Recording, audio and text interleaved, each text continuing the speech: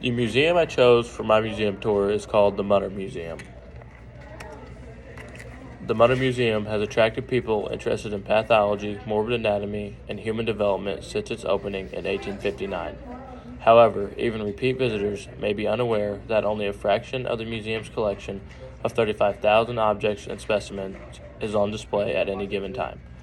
The remainder is hidden away in storage rooms that are scattered around the building and closed to public. Some of the specimens are not displayed because they have a similar pathology to items already shown. Others are fragile or need extensive conservation. The collection grew over the years as items were acquired from other defunct institutions, the personal collection of retired physicians, or occasionally by donation. The first exhibit in this museum is the wet room. The wet room is filled with tissue samples and glass jars preserved with ethanol or other solutions. The wet room contains several thousand pieces of tissue soaked in ethanol. The wet collection includes some anatomic specimens dissected to highlight normal human structures, but most are pathologic specimens that illustrate the effects of disease and trauma on the body. Neoplasms, cysts, and teratological specimens, which make up the bulk of the collection, require frequent attention to prevent degradation.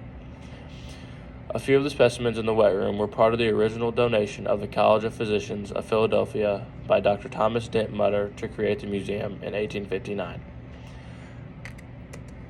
The second exhibit is the bone room. The bone room is home to both anatomic and pathological skeletal preparations. This room stores both complete, articulated skeletons and individual bones. Some of the specimens were acquired through an exchange of specimens with the National Museum of Health and Medicine in Maryland. Much of this exchange occurred more than 100 years ago with somewhat spotty records. Nevertheless, staffers and researchers can occasionally determine the origin by looking at the hardware on which the specimens were mounted. The museum continues to loan specimens of interest to other museums for display. The final exhibit in this museum is called the Stacks. The stacks are 7 floors of medical texts and items donated to the museum that cannot be displayed in the main galleries, but do not require special storage. The College of Physicians of Philadelphia constructed this building between 1908 and 1909. The design included space for the library and the museum. As a result, a unique architecture feature in this center of this 3-story building, which contains 7 levels of stacks with glass floors and ornate wrought iron shelving.